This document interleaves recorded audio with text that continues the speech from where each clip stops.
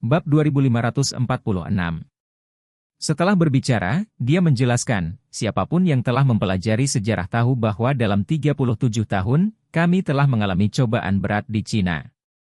Pada saat itu, banyak keluarga metafisika teratas telah menghitung bencana Cina Land 1 atau 2 tahun sebelumnya. Banyak yang telah melarikan diri ke luar negeri sebelumnya. Mereka yang tidak melarikan diri adalah tuan yang mengabdi pada negara dan rakyat, atau mereka yang memiliki kemampuan yang tidak memadai dan keterampilan terbatas, dan tidak dapat dihitung sebagai dua pedang bencana. Dan para guru terbaik yang tetap tinggal mengabdikan usahanya untuk Jiangshan Sheji.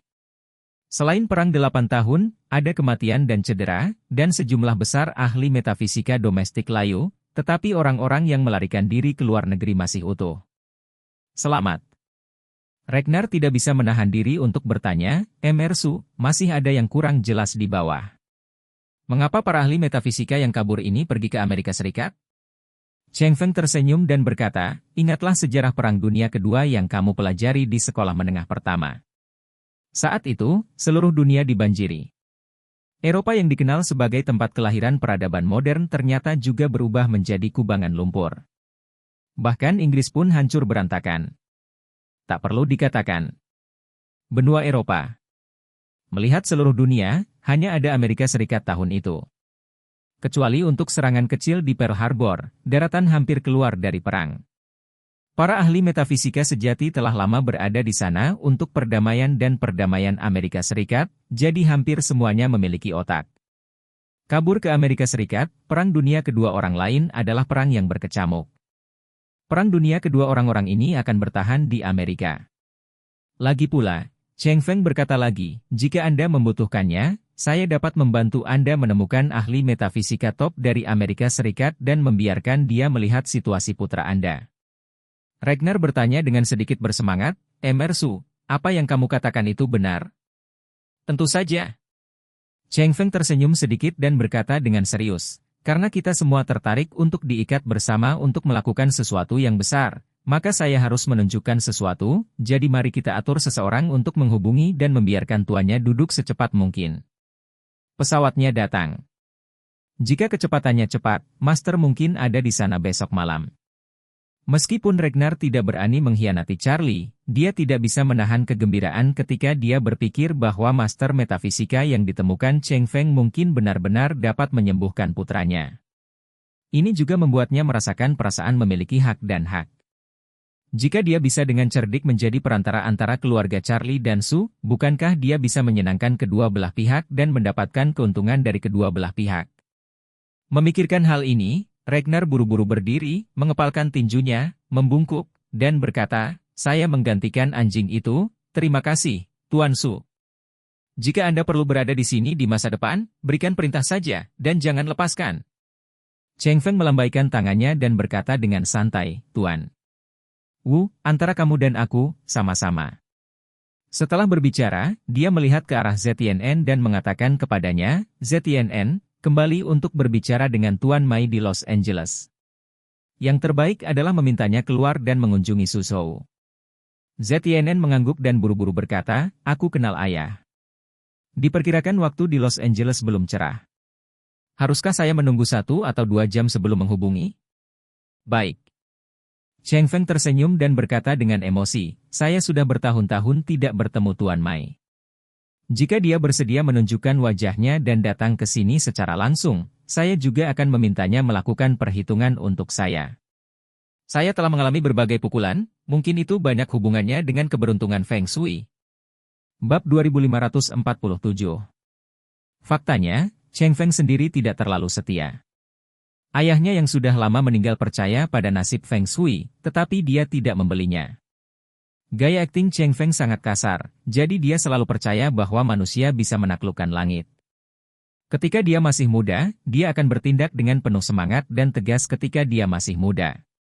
Namun, Cheng Feng sekarang memiliki sedikit banyak gumaman di dalam hatinya. Sialan mengucapkan kata-kata, jika itu kebetulan, itu benar-benar agak tidak masuk akal. Bagaimana nasib buruk dan hal buruk terjadi padanya? Jika bukan kebetulan, diperkirakan terjadi sesuatu dalam rejeki, jika tidak maka mestinya tidak sial. Oleh karena itu, dia ingin mengambil kesempatan ini untuk membiarkan Feng Shui yang berwenang melihat. Tuan Mai, yang dia minta untuk dihubungi ZTNN, mengikuti ayahnya dan melarikan diri ke Amerika Serikat dari East Cliff pada awal 37. Pada saat itu, 5 keluarga besar Feng Shui di Tiongkok adalah keluarga Lai, keluarga Zheng, keluarga Liao, keluarga Yang, dan keluarga Mai. Kelima orang ini, tanpa kecuali, semuanya telah menetap di luar negeri. Generasi tua keluarga Mai memiliki hubungan pribadi yang baik dengan ayah Cheng Feng, sehingga ketika ayah Cheng Feng masih hidup, dia sering meminta mereka untuk kembali dan memberi nasihat. Namun, sejak kematian ayahnya, Cheng Feng tidak tertarik pada aspek ini, jadi dia menjauh dari mereka. Tapi meski begitu, meski belum ada kontak dalam beberapa tahun terakhir, dasar hubungan antara kedua keluarga itu masih ada. Ragnar juga sangat tidak setia. Namun, dia sekarang memegang sikap mencoba dan tidak meminta uang, dan dia telah menyelesaikannya. Jika dia gagal, dia tidak rugi. Justru dengan perasaan memiliki sumber dari kedua ujung ini, tekanan psikologis Ragnar tiba-tiba menjadi sangat lega. Ditambah dengan sikap Cheng Feng yang sangat sopan, Ragnar benar-benar serasa di rumah sendiri. Setelah makan malam, Cheng Feng meminta ZTNN untuk mengirim ayah dan putranya keluar. Dalam perjalanan pulang, Ragnar masih memiliki senyum puas di wajahnya. Bagaimanapun, adalah hal yang baik untuk dapat menjalin kontak dengan keluarga terkemuka seperti keluarga Su. Mungkin memang membuka sedikit kerja sama komersial. Selama keluarga Su memberikan beberapa sumber daya yang ada, keluarga Wu akan dapat meningkat. Roger melihat kegembiraan ayahnya, tetapi dia merasa sedikit tidak bahagia. 10.000 di dalam hatinya tidak ingin saudaranya Wuki sembuh, karena begitu saudaranya sembuh, dia akan merampok harta miliknya. Cheng Feng tiba-tiba melempar ranting zaitun seperti itu, yang membuatnya merasa sangat marah. Tetapi dia tidak berani menunjukkan perasaannya di depan ayahnya, jadi dia hanya bisa bertanya, "Ayah, keluarga Su ingin membantu kami menemukan seorang ahli Feng Shui. Apakah Anda ingin melapor kepada Charlie?" Ragnar berkata tanpa ragu-ragu, tentu saja hal semacam ini tidak dapat dilaporkan. Jika Charlie melakukan sedikit tindakan di belakang punggungnya, bukankah saudaramu tidak akan memiliki kesempatan untuk sembuh? Roger berkata dengan agak cemas, tapi tugas yang diberikan Charlie kepada kita adalah menjadi mata-matanya yang ganda. Jika kita sengaja menyembunyikan petunjuknya dan tidak memberitahunya, apakah dia tidak akan menyalahkan kita jika dia tahu? Bab 2547. Ragnar ragu-ragu sejenak dan kemudian berkata, situasinya harus dilaporkan sebagian, tetapi masih perlu ada reservasi. Yang terbaik adalah menghindari yang serius dan membuatnya tetap ringan. Saat dia berkata, dia mengeluarkan ponselnya dan mengirimi Charlie pesan suara, "Mr. Wade, kamu benar-benar punya rencana yang brilian. Cheng Feng mengundang saya untuk makan malam-malam ini." Di meja makan, dia berkata bahwa dia akan bekerja sama dengan kami. "Aku setuju, saya akan melaporkan kepada Anda tepat waktu jika dia memiliki gerakan berikutnya." Setelah menerima informasi ini, Charlie membalas dengan kata, "Oke," di teks. Ketika Ragnar menerima kata, "Oke," dia tersenyum kecil dan berkata, "Lihat, bukankah ini sudah terpecahkan? Apa yang harus kita lakukan sekarang adalah membuat Charlie merasa bahwa kita melakukan yang terbaik untuknya, dan membuat Cheng Feng merasa bahwa kita memang objek yang layak untuk kultivasi yang cermat. Selama kita bisa melakukan ini dengan baik, kita akan bisa bertemu dengan dua keluarga teratas dari keluarga Wei dan keluarga Su." Malam ini, Zifei kembali ke Arrows Hill sendirian. Tugas yang diberikan Cheng Feng padanya, selain terus berusaha mencari ibu dan adiknya, juga mengharuskannya untuk secara aktif mempersiapkan konser Sarah di Arrows Hill segera, dan berusaha memanfaatkan kesempatan ini untuk bisa menangkap Sarah. Ketika Zifei tiba di Arrows Hill, dia langsung pergi ke rumah tua kakeknya di kota. Apa yang tidak dia duga adalah bahwa kakek, paman, dan paman keduanya telah mengesampingkan barang-barang yang ada dan datang ke Arrows Hill. Pada saat yang sama, mereka mulai mengerahkan semua sumber daya untuk mencari keberadaan ibu dan saudara perempuannya. Ketika kakeknya, Tuan Du, melihatnya, dia terkejut dan bertanya, "Saya tahu, Anda tiba-tiba menghilang tanpa bisa dijelaskan, kemana Anda pergi?" Zifei buru-buru menyetir sendiri dari East Cliff ke Arrows Hill, lalu pergi ke Suhang untuk menemui ayah dan kakeknya. Namun, dia tidak mengatakan apa-apa tentang pemilihan penerus keluarga Su. Begitu Du mendengar bahwa dia hampir dipukuli oleh utusan Cheng Feng, dia melarikan diri ke Aurous Hill. Secara alami, dia merasa sangat tertekan dengan cucunya ini. Memikirkan putri dan cucu yang hilang, dia tersedak dengan air mata di matanya. Wah, kamu telah menderita. Jangan khawatir, kakek tidak akan membiarkanmu menderita keluhan seperti ini lagi. Juga, kedua pamanmu dan aku kali ini akan tinggal di Aurous Hill dan pergi keluar untuk mencari keberadaan ibu dan adikmu. Jika mereka masih hidup, semuanya mudah untuk dikatakan, tetapi jika mereka menemui kejadian yang tidak terduga, saya pasti tidak akan membiarkan kakek Bestard Anda pergi. Mendengar apa yang dikatakan kakek, mata Zifei menjadi merah dan dia mengangguk dengan berat. Namun, bahkan dia sendiri tidak menyangka bahwa pada saat ini, dia tiba-tiba merasakan sedikit rasa bangga di hatinya. Dia juga memiliki pengalaman Ragnar sebagai kanan dan kiri. Kakek yang selalu kuat, demi ketenaran dan keluarga, ingin datang untuk menyenangkan dia, dan dari sisi kakek, karena hal-hal ini yang saya temui, terutama mencintaiku. Jika di masa depan aku benar-benar menjadi pewaris keluarga Su, dengan kerajaan bisnis besar dari seluruh keluarga di satu sisi, dan latar belakang hubungan yang kuat dari keluarga Du di sisi lain, aku bahkan dapat membawa keluarga Su ke tingkat yang lebih tinggi di masa depan. Jika saya berhasil mengumpulkan sara di tas saya, itu akan setara dengan memanen setengah dari keluarga Gu. Saat itu, saya akan menggabungkan aset keluarga Su, latar belakang keluarga Du, dan setengah dari industri keluarga Gu, lalu saya akan menjadi orang terkaya di dunia. Di bawah seluruh dunia, siapa lagi yang bisa bersaing dengan saya? Sekarang sepertinya prioritas utama saya berikutnya adalah memenangkan Sara. Memikirkan hal ini, Zifei memiliki keinginan kuat untuk segera mengubah Sara menjadi wanitanya sendiri. Impian orang terkaya di dunia, seperti kutukan, dengan cepat mengubah hati Zifei. Sekarang dia tidak lagi peduli dengan kehidupan dan kematian ibu dan saudara perempuannya. Yang dia inginkan di kepalanya hanyalah gelar tertinggi, orang terkaya di dunia. Bab 2549. Video tentang skandal Su terus menyebar di internet. Sementara reputasi keluarga Su terkenal buruk di jalanan, grup Su belum memberikan penjelasan resmi. Para netizen yang antusias datang ke situs web resmi Su Group dan Weibo resmi untuk mengecamnya, membuat tim hubungan masyarakat Su Group tidak berdaya. Ketika Leona dan Ziyu ibu dan putrinya masih hilang di mata dunia luar, grup Su mengumumkan dengan profil tinggi bahwa ZTNN untuk sementara akan mengambil alih sebagai ketua sementara grup Su. Ini juga setara dengan mengumumkan secara resmi kembalinya ZTNN ke publik. Menariknya, kembalinya ZTNN telah menggugah simpati banyak orang. Banyak orang berpikir bahwa Tuan ZTNN terlalu menyedihkan. Anak perempuan haramnya dijual oleh ayahnya, dan dia sendiri dikirim ke Australia olehnya. Ini cukup sial, tapi ayahnya masih tidak ingin melepaskannya, dan memberinya pot hitam besar untuk mengkhianati putrinya. Lebih buruk lagi, ketika dia sendirian dengan semua keburukan itu, ayahnya membunuh putri sulung dan istrinya. Sekarang, putri dan istrinya yang tertua masih hilang, dan dia hanya memiliki satu putra yang tersisa. Di mata netizen, di dunia, mungkin tidak ada orang kedua yang sesedih dirinya. Oleh karena itu, dia tiba-tiba kembali untuk memimpin keluarga Su, dan sampai batas tertentu, membangkitkan simpati publik dan membuat kesan publik terhadap grup Su sedikit lebih baik.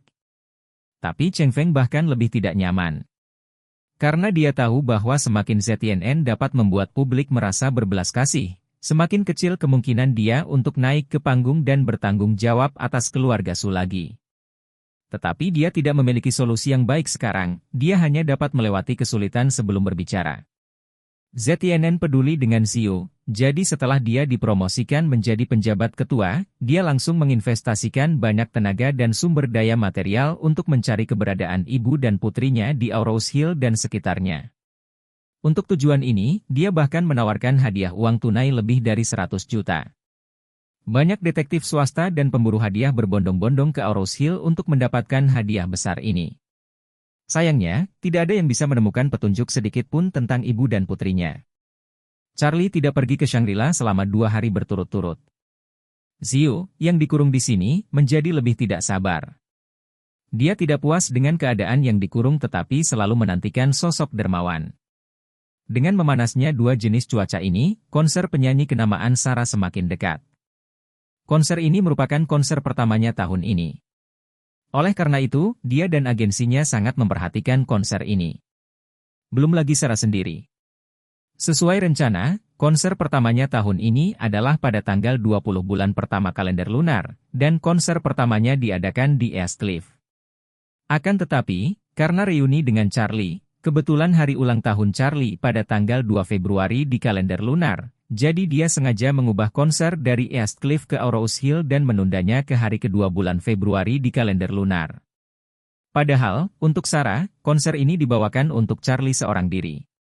Bab 2550. Karena didedikasikan untuk yang dicintai, secara alami dibutuhkan lebih banyak pemikiran. Oleh karena itu, meski masih ada jangka waktu sebelum pertunjukan, tim kerja pendahuluan telah tiba di Rose Hill dan mulai membuat persiapan yang sangat detail untuk adegan tersebut. Sarah sendiri adalah penyanyi dan aktris papan atas tanah air, jadi spesifikasi keseluruhan konsernya selalu sangat tinggi. Konser kali ini, karena demi Charlie, spesifikasinya sangat tinggi. Yang pertama adalah pembukaan Stadion Pusat Olimpiade terbesar di Rose Hill, yang dapat menampung lebih dari 50,000 orang. Kedua adalah perangkat keras panggung, yang menggunakan semua perangkat top dunia, seperti penerangan, suara, panggung dan latar belakang, perangkat ini. Selain itu, direktur utama, tuner, insinyur pencahayaan, dan tim penari adalah tim produksi terbesar di Eropa dan Amerika. Bagaimanapun, Eropa dan Amerika Serikat memiliki lebih banyak pengalaman dalam konser, dan tim-tim ini bahkan telah mengelola konser super besar dengan lebih dari 100,000 penonton. Padahal, dari segi finansial, mengadakan konser yang sangat mahal pada dasarnya tidak menguntungkan, bahkan bisa merugi. Tapi dia sama sekali tidak peduli. Apa yang dia harapkan adalah menunjukkan dirinya yang sempurna di depan Charlie. Karena konser Sarah semakin dekat, seluruh Rose Hill heboh karenanya. Charlie juga menemukan bahwa ada lebih banyak iklan publisitas tentang Sarah di sekitar.